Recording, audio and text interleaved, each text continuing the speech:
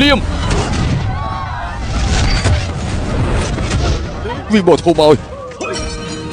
ដោយអត្តពលសូរិយាចន្ទ្រីវិញ្ញាណរាប់ម៉ឺនដួងបេកនៃគ្មានទីបញ្ចប់ហូរឈានខនសុំទទួលបញ្ជារបស់ខ្ញុំ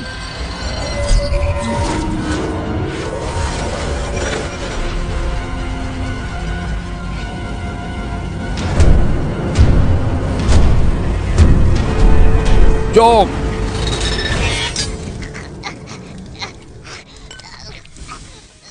គ្មានជំនឿទេគឺជាបិសាចលោកគ្រូនេះជាសុទ្ធបិសាចមកចាប់កំដៅទូបង្គំត្រូវឲ្យហោឈានខុនបណ្ដេញវិញ្ញាណអាក្រក់បើខ្លាចក្រោយគេខ្លាចជាបិសាចពេញលេញនឹងសម្រាប់រង្គាលបំផ្លាញអ្វីក្រុមយ៉ាងដែលរាំងមុខគេកុំខ្លាំងដៃពេកអត់ទេម្ចាស់អូនកុំធ្វើបាបកូនខ្ញុំនេះ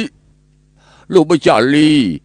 ខាងឈិនថាកងគ្រប់ជំនាន់ប្រឆាំងនឹងបិសាចអ្នកនៅទីនេះមិនរួមរស់ជាមួយបិសាចទេពេលមានរឿងមកដល់ដំណាក់កាលនេះសង្ឃឹមថាលោកម្ចាស់នឹងមើលឃើញប្រយោជន៍រួមជាគំរូល្អដល់ប្រជារាស្ត្រ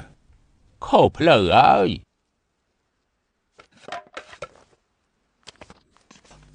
អើយមើលចុះ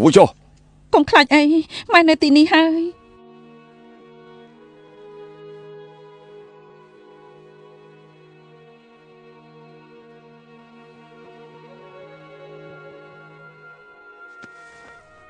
លោកគ្រូអ្នកគ្រូគ្នាតកូលលីខ្ញុំសំណាងអាក្រក់ដែលបានកូនប្រុសបែបនេះប៉ុន្តែគេជាក្មេងស្អាតស្អំហើយក៏ជាជនរងគ្រោះដែរខ្ញុំមិនអាចសម្លាប់កូនដោយកណ្ដាប់ដៃខ្ញុំបានទេខ្ញុំសន្យាថានឹងទូនមានព្រានបដៅណាចាឲ្យបានល្អមិនឲ្យគេចេញពីផ្ទះសូម្បីមួយជំហានបើគេបង្ករឿងខ្ញុំនឹងរយយុត្តិធម៌ឲ្យអ្នកគ្រប់គ្នាទោះជាត្រូវលះបង់ជីវិតក៏ដោយចុះហើយទុកជីវិតគេថ្ងៃនេះក៏គេរស់មកដល់3ឆ្នាំដែរគ្រូទូបង្គំបានដេញអក្សរវិរុទ្ធគាថាមេឃេពីរត់ហើយ3ឆ្នាំទីផ្គររន្ទះយកជីវិតគេទូបង្គំក៏បានអាចដោះបណ្ដាសានេះដែរជាចូលងខុបហួយជិអញ្ចឹងខ្ញុំនឹងទៅឲ្យយានសឺធានជនដោះបណ្ដាសាអូនទុកចិត្តចុះមានបងនៅកូនពូយើងនឹងមានសុវត្ថិភាព